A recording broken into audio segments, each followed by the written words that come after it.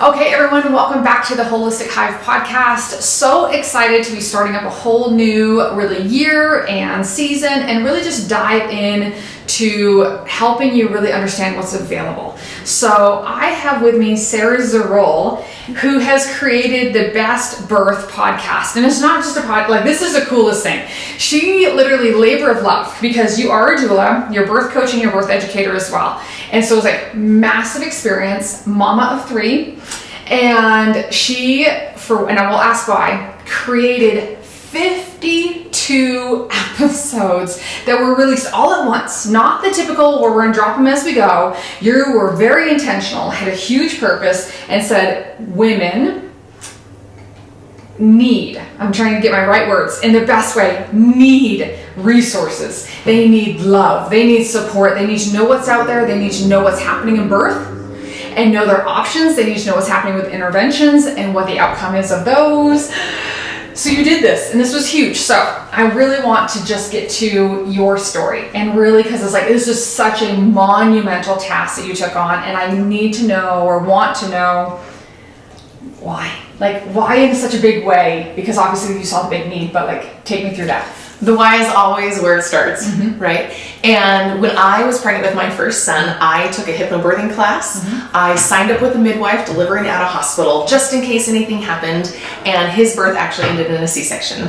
It was 40 hours of labor, and he was sunny side up, OP, and we didn't really check the positioning when I got in there. We thought everything would unfold like normal, and it was a C-section. And so from that moment, even in the operating room, my first thought was, how do I have a vaginal birth for my next son?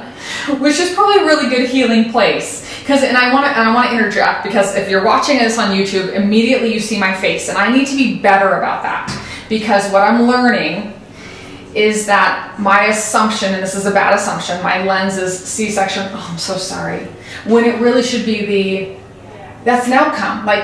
How was it for you? What was the experience for you? Because if I'm making a judgment of I'm so sorry, that is unfair of me to do that. So I apologize, and I'm aware, and I'm learning because of that. So keep on going, because it's exactly you're already in there going, hold on. And I love that reaction, because I do the same thing, where when I see that somebody has a C-section, instead of rejoicing that they're safe and their baby is safe, I think, can I help you have a VBAC? And that's not the answer for everybody either. Right. But with my second pregnancy, I went to the same hospital facility, but I was not able to birth with the midwives. Their policy is that when you come back, you are now with the OBGYN. Simply because you had a C-section. Exactly. And you want a vaginal birth, you need an OB this time. And those are the individuals who then support the VBACs. Okay. And I found who I thought would be a great provider, and we discussed VBAC. We prepared my whole pregnancy. I was just diving deep into what I could do to make it happen, and if there was anything that I should be, positioning, exercises, not leaning back too far. Anyway, it was a full-time job. Yeah, and it can become a little obsessive, because we know a little bit too much, and then we feel like we can control outcomes. Absolutely. By doing all this. Yeah. And so I was super excited, and 3 days before my son's due date, my doctor now told me I can no longer support you in a vaginal delivery, but I'm willing to schedule your repeat C-section. Ooh. And because I had been scheduling. Nothing changed. Yeah. Because I had been researching, I had a doula. I called that doula. Of course, I was in tears. It was so emotional. Yeah. And she said, let me get you an interview with my midwife. She was trained to become a midwife, and she's also interviewed on this podcast. Awesome. And I actually left the practice, and I went and had an out-of-hospital birth for my VBAC. It was, once again, a long labor. My son was also sunny side up. Okay. But we did different techniques. Instead of just going straight to, oh, well, sorry, he's sunny side up, now we're going to have another C-section. It was, what can we do? Can you go see a chiropractor? So I was in the midst of labor, 24 hours of labor with contractions 3 minutes apart, and I went to my chiropractor, and he adjusted my pelvis, and he massaged, and the baby was able to shift and turn and rotate. I went back to the birth center, and he was born 1 hour later. Okay, can I just tell you, never would have had that experience if I had been in the hospital, right? Because you're not allowed to leave the hospital. And my midwife told me that, if I had been in a hospital, that birth absolutely would have been another C-section. And it's not the choice that everybody is going to make, right? Just leaving their provider that close to birth and taking an alternative route. I wasn't even prepared to deliver unmedicated. I honestly thought that I would get into the hospital, and if I needed an epidural, I would take it. Okay, yep. So I had a lot of work to do in those few days to prepare myself mentally and physically. And that is why I started the Best Birth Podcast, because I don't want moms to have to make decisions in the throes and in the emotional element of labor. 100%. And so I want to stay there for a second, because a lot of people, when I say I've had home births, it's like, oh, and I go, hold on. It's as safe as a hospital birth. Research is actually showing it's safer. Like Cochrane study just came out. A planned hospital birth is not a good choice, not the safe choice if it's planned and everything is going along, compared to a home birth, or compared to an out-of-hospital birth, I should say. And so when I sit down with people, I go, you got to understand I had to qualify for an out-of-hospital birth. And I think that's a good word to use. I had to qualify. I had to be healthy. Baby had to be healthy. We had to be able to show that this is it is a safe place. And to me, hospitals need to be there. C-sections need to happen, but they should be happening all the time. And hospitals are really good at what they do, but they view birth as an emergency. And so if we use that perspective for a normal natural, then no wonder we create issues. The thing that you really came into is two parts I'd love to say. I have a midwife I love working with that I said, especially during COVID times, I said, how late is too late to transfer? Because I had this situation happening all the time in my office. And she said, are they still pregnant? And I love that answer. And then exactly what you just said, because part of me is going, but that's a lot. They're literally at the end and going, my entire thought, plan, mental space has to shift. And this shift ideally doesn't happen in days. The shift ideally is progressing and building as we're preparing. And we're pregnant for 9 months. Plenty of time. For a reason, right? We take that time to prepare ourselves mentally and physically. And when we created the Best Birth Podcast, we wanted to teach families, not just women, but the families as well, what kind of resources are out there for their preparation. I love thinking about birth as like you're driving a car. And for some of us, we want to be in the passenger seat, right? We don't want to take all the ownership. We want our doctor to just lead us along. But then many of us have a personality where we do want a little bit more control. We want to be driving that car. And that's what we're trying to teach individuals, is that with a little bit more birth education, a little bit more study and knowing who can be on their team, they're able to feel like they can drive that car and make decisions. There's a lot of people who feel like they have to people please. Right. And that when they have a provider that says, hey, we're going to induce you at 39 weeks, they just say, okay, what day works for you? Instead of saying well, do I even want an induction? What are the reasons I would need an induction? And could it be an easier process? I just had a conversation with my mother-in-law. My cousin had her first baby, and she said she got induced and didn't have the baby until the next day. And I'm thinking, well, that's totally normal, right? If you're forcing a labor to take place. Right. And body's not ready, baby's not ready. It's going to require time.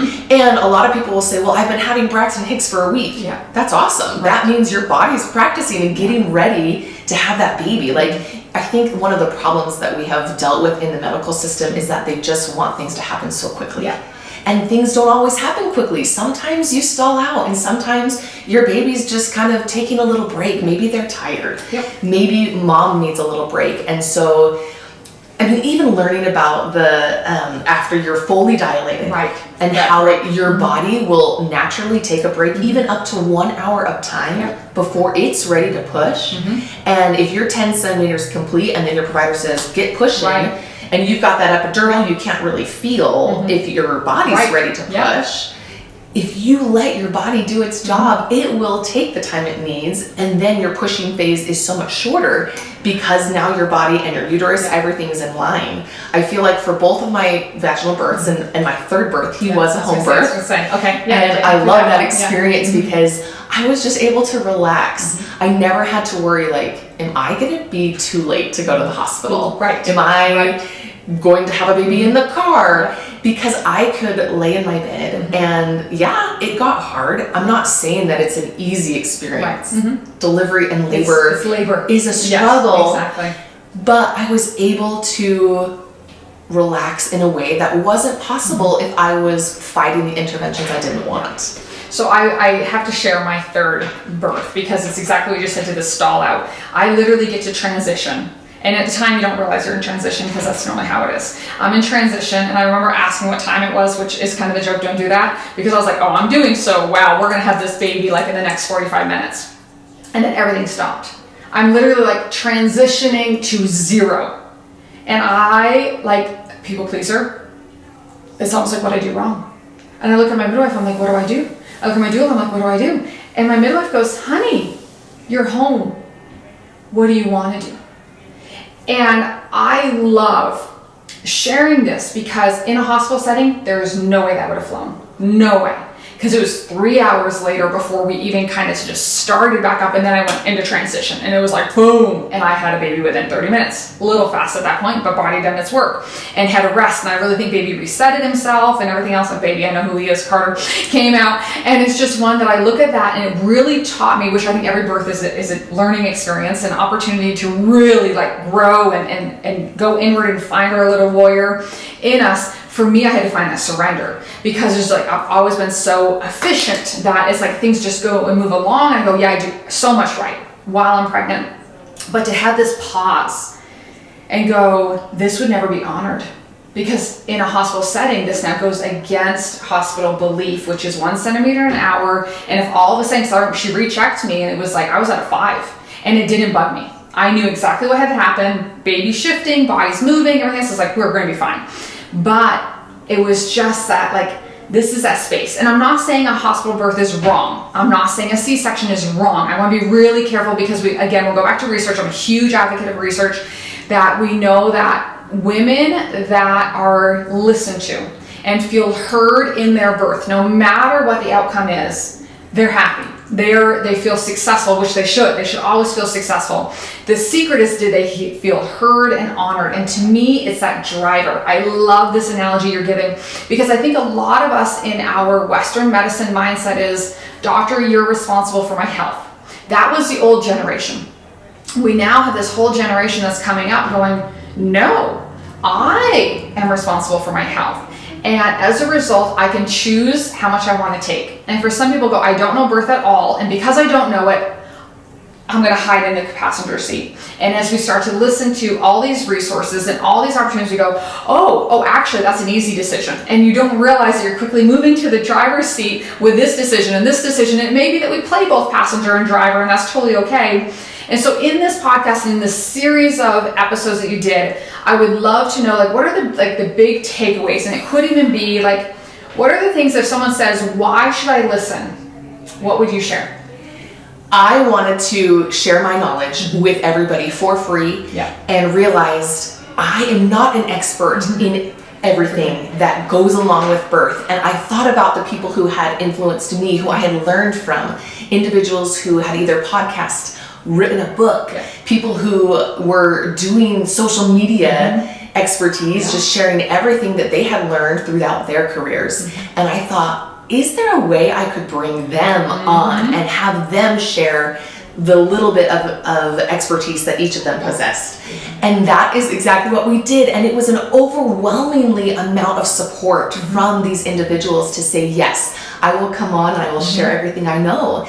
And so we started off the podcast with Hee from the Birth Lounge, and she's your biggest cheerleader. She's absolutely into the research and wants you to know your options. If you want an epidural, go for it. Right. When do you want it? How are you going to get it placed? Can you use positioning while you're in labor so that your body can work with itself? And then we had on Amber Brusicki, and she's a nurse and a dietitian. She does macro counting. Oh, perfect. And I wanted to know, what is safe? What does that even mean? And like, I just had a friend, she's like, I didn't even know what macros mean. I was like, oh, we need to do a better job communicating and educating. So keep on going. And how can we exercise during pregnancy in a safe way that our bodies are prepared for this marathon, which is delivery?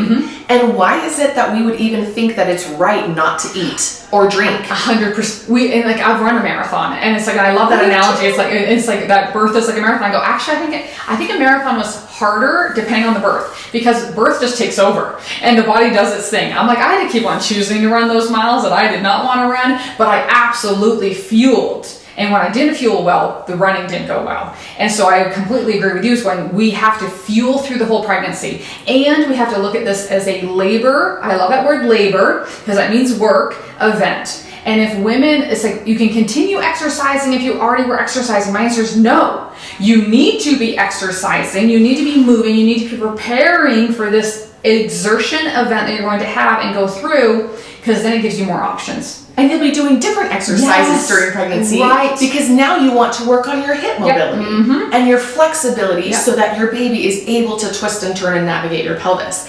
The experts that we brought on they amazed me. And I've been doing birth work for 4 years now, and I learned something from every single expert, knowing about how our pelvic floor is affected by our nutrition and by our mindset, right? The stress that we can carry mentally is going to affect the tightness down deep in our core. It was just every single individual had so much to offer, and they are very specialized. And so if you find an episode and say, I don't really think that I need to jump into that topic, you can skip that one for now. Exactly. But I did bring on each expert for a reason, because I felt like their contribution to your health and wellness during pregnancy was needed. Yeah.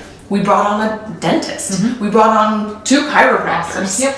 I wanted people to know that there are many more people that should be a part of your birth team and your birth education other than just your provider. Yeah. And I think that's a really important thing, that is this, the expression takes a village. I look at that going, actually, I'm going to own that expression. I love that expression because I want a village. Like, it's not one that it's like, I don't want to do this alone. And through my oldest turns in a couple weeks, and I look at that going, oh my heavens, I cannot believe it's been that long. And I mean that with the best love. Like, the days are long, the years are short. Oh my goodness, that's so true. I didn't know what a doula was when I had him. I had a midwife, we had a midwife assistant, and actually had a chiropractor at that birth, which was like the best thing ever. And it was her first birth she'd ever been to, and she ended up becoming a doula and doing a ton of work within the birth world. And I look at this as saying the ability to access information now is so much better than it was when we start with, like, forever. But we also had the village before. Where now, because we don't have the village, we need to create them. And so what you just did was you just helped create a village, going, you know what? You don't need to go and try to find all these people. And please, if I can make a plea, do not ask your sister, your best friend, who did you have as a birth provider, and just assume that they're the ones to go with. You need to find someone that's like here. That's what I always say, especially as you're interviewing a doula. I want a doula who resonates here, because I want my partner who loves me, knows me, and knows how I console and being taken care of in this space. Then I want someone who knows birth. And I want someone who I'm like, oh, we're gonna be besties, because you're gonna get to know me really well. And it's not a clinical decision. We look at our birth provider is the most important decision you can make for the outcome of your birth. And a lot of people chose their birth provider based on their friend or their parent or their siblings, but without a good reason. And I go, if it's because we all have the same philosophy, awesome.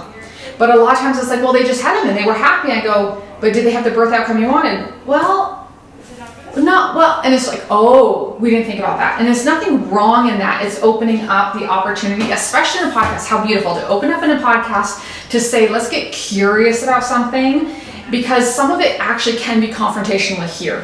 When you start learning about interventions, and that not every intervention is needed in birth, there's some really good research that shows like 80% of what's being done in birth is not backed by science and research.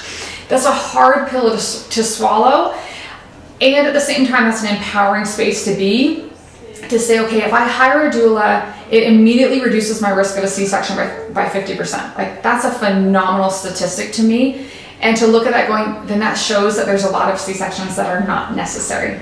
And like I said, all for them when they're necessary, but it comes back to we surround ourselves with these providers. And so when you look at this, what would you say, would you recommend people start it? Like, how should someone proceed through? I'm pregnant, yay, I'm newly pregnant, because that would be the ideal time. I'm newly pregnant, or heck, I found you at 32 weeks, but I've still got a little bit of time.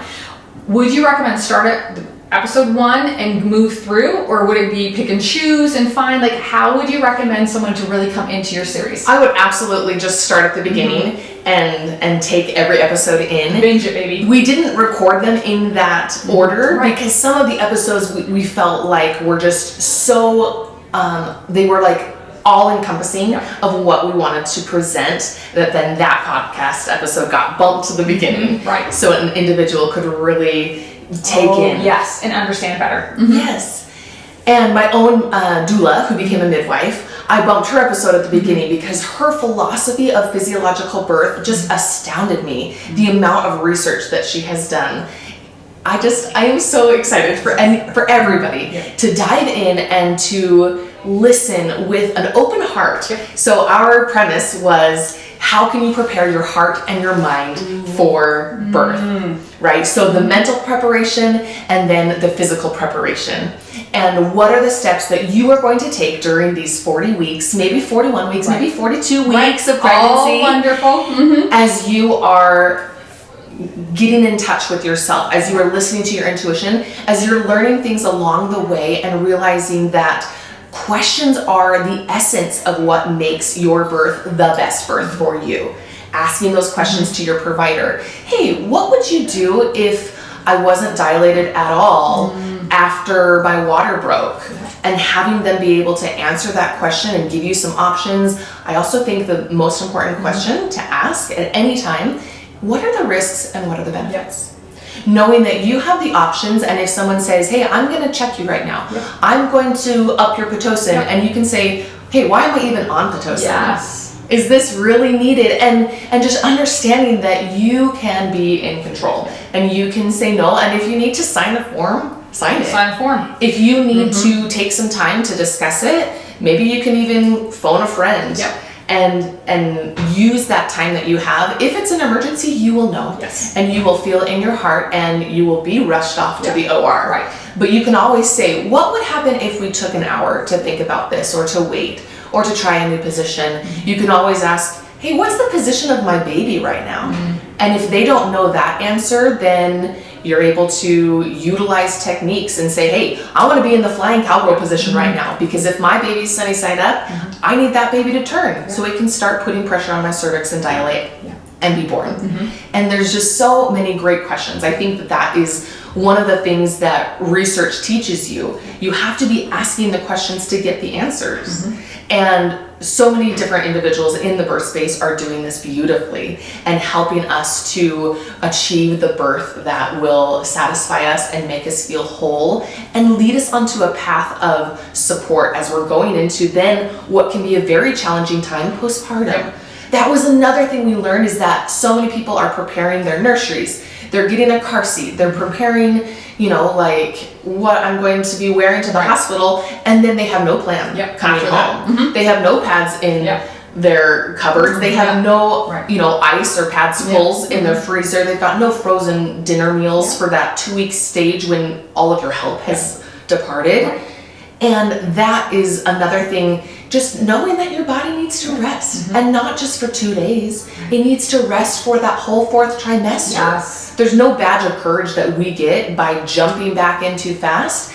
And society will give you a different message on what is appropriate, what is correct.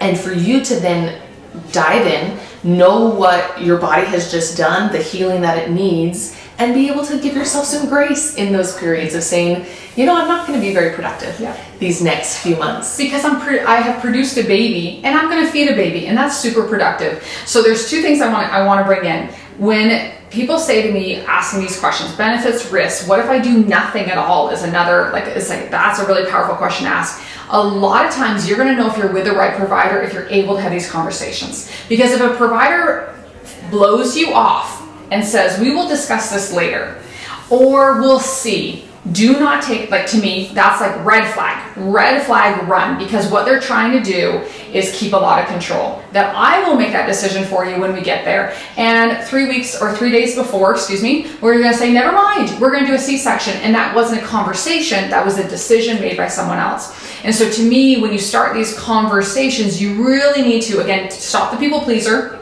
and I get it, but we got to do it. Stop the people pleaser and ask these questions and just be curious. How are they responding? How are they answering?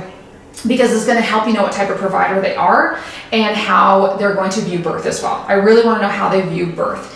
as you go into postpartum, the one thing we joked about before we started this was I could have been a surrogate. Like, I actually looked at that path and thought about it. I'm a really good pregnant woman. I'm really good at birth. Like, I'm really, really good at it.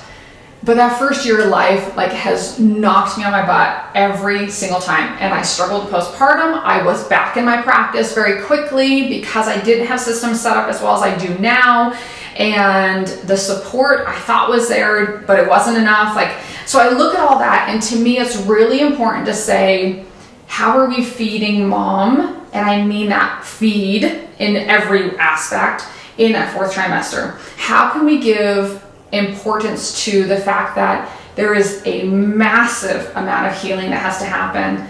And even if we just talk blood flow, you double your blood volume when you're pregnant, which is the coolest thing ever. Like, you double it, and now everything's resetting. Hormones are resetting. It's like there's so much that has changed in your body, and you're now feeding a human that's bigger than they were inside of you, which is more of an energy expenditure than it was before. So I love that you say this badge of courage, like getting back. And I look at it, and I now coach doctors all over, and a lot of them are going through having their families and their kids with me, and I love that because I'm like, take the time. I'm giving you permission because I know you want it, and you don't. It's like, no, we're going to now do this strategically, because I wasn't strategic, and I wasn't in a place that I knew I could. I didn't have female coaches either, which is that's what's changing. Is we're communicating to other providers and professionals to go, hold on, for you to be healthy, happy, whole, and to be able to take care of your baby and take care of yourself. Maybe the professional you that season can be just tempered. She can take a break. She's cool. Like, you know, she's a badass little woman. She's cool, and she needs to be given that ability to rest so that you can really shine as mom and finding yourself in that space. And so I'm curious, were there certain providers in that postpartum period that really impressed you the most? Like, what type of providers really stood out for you postpartum? Oh, the Healing Group is a great resource, and we had 2 individuals come on from them talking about the postpartum depression or the anxiety that might take place. We had Braxton come on, who talks about how your partner could be affected by your postpartum depression or even developing it themselves, and the resources that they shared, the data that they were able to provide, just as far as like, this is a serious topic, and it probably actually won't show up in the 6 weeks where you are then seen by your maternal exactly provider. And so you are going to need to take matters into your own hands to have someone that you can call when you start saying, like, I'm not myself and I need some help. I want to, either up my medication or get seen, find that help that is going to then create the happy, healthy, whole individual that you deserve to be. Just like you mentioned, we had many individuals come from the baby hive, and they are sleep experts, they are feeding experts, our lactation consultants. Talk about a hard journey. So many individuals just feel like, I'm not making the milk that I need. But it's because they don't understand. You may not feel an engorgement when your milk comes down, but there's plenty of milk available for your baby. Or you're calorie restricting because you want to lose that baby weight, and it's like, no, this is not the time to calorie restrict.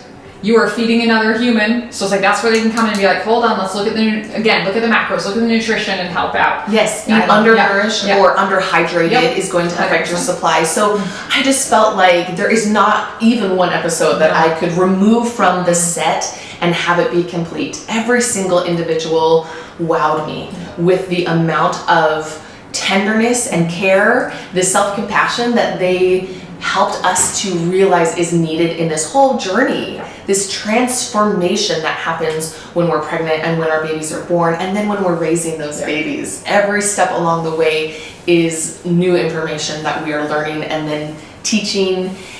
Listen to the Best Birth podcast. It will change your life. I love this. It's really one, when I came into practice over 20 years ago, we had a few midwives in this state, and it was I actually came here when I was like 37 weeks pregnant, because we knew we were moving and everything else. And I remember calling around trying to find a midwife as just in case. And because I was planning on a birth in Texas. And I was told, well, midwifery is illegal in this state. And it wasn't illegal, it just wasn't licensed. There's a big difference between the two. Now you can choose licensure or not now, there's benefits to both and things like that. But it was just like, that's the lack of resources. And I look at what's happened in Utah in the last 21 years, and go, this is awesome. Utah's actually one of the better states, like for leading education, resources, and having this community that supports birthing. It's also one that I'm going to take this and I'm going to promote chiropractic, because I have to say this, and I do this because we specialize in pregnancy, we specialize in families, and I coach this. We're often the only provider that someone is seeing on a regular basis. It's one of the reasons that we're so adamant to say we want you to receive postpartum care, because your body's healing and it's recovering, and I know I can gauge mental state and I can ask them, and I have these resources, and we have all these people going, you know what, it's hard, but there's a difference between hard, doable, hard, I'm losing it, and hard, I have lost it. And all this space we need to hold love for. And if you're not with someone who can follow through, you need someone who can follow through. And to me, it's one of our responsibilities that I have as a pregnancy-based chiropractor within the opportunity birth world, is to say, I own this responsibility. I want to make sure that we create this loving atmosphere in this first year of life for the family, not just for one, but for the family, because I do know as babies are healthy and integrated, they're going to be able to connect and bond with mom. As babies healthy and integrated, they'll be able to bond with dad. We're going to bond with partner. We're going to have, because I want to be careful within all the different types of families. But baby that's healthy and integrated and able to function is also going to be able to bond with other children in the household.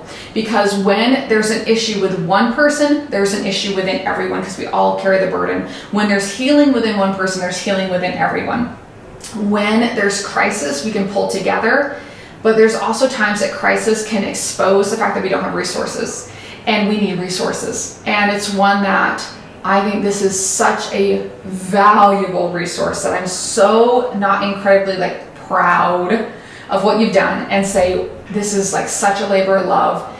Everyone can benefit from this, whether they're local or not, because you need to know the information. And if you don't know, if someone's not local and they want to find someone, I'm assuming that's something that is, they're going to get that information to go. But if you are local, you have now just been dialed into some of the very best providers in this state, and say, we all, even if we're going to have babies or not, we better understand the birth process. I'm a big believer that if we allow, and I know this is going to sound dramatic, but I believe in this.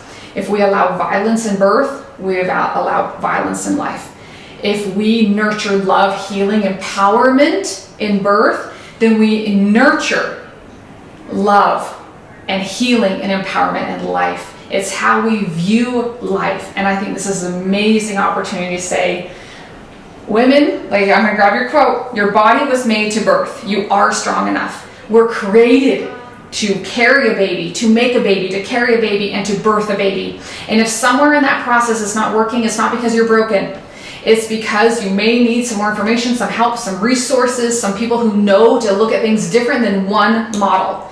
And so realize that the community's there to help you. And I so appreciate you being here. Is there anything else you want to share? Just the letting you know that you can do this, and there is a village surrounding you, whether you find that virtually or in person. Reach out and get that help that you need. And know that I'm gonna go there. You are a badass. You're a freaking superhero, that you're carrying this baby, you're making a baby, you're gonna be able to feed a baby, and you're so not alone. And if you feel that you're alone, that's in your head. So get out of your head and reach and get the love. There's a lot of resources that are at no charge as well. The healing group is love them. It's there's resources out there, so it's not a financial issue every time.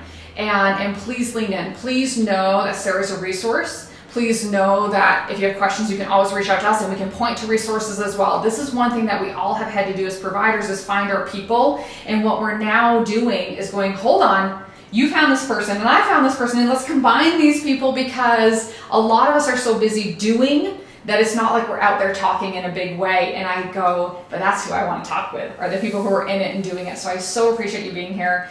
What a valuable resource and opportunity for people to really lean in, dive in, and know they are empowered, they're heard, we're honored, And through whatever experience we've been through, we can choose we can lean into the pain. I think that's an important thing to say, lean into that. What can we learn from it? And then how can we help others? And you did this in the biggest way. So thank you so much. Thank you so much for having me. Absolutely.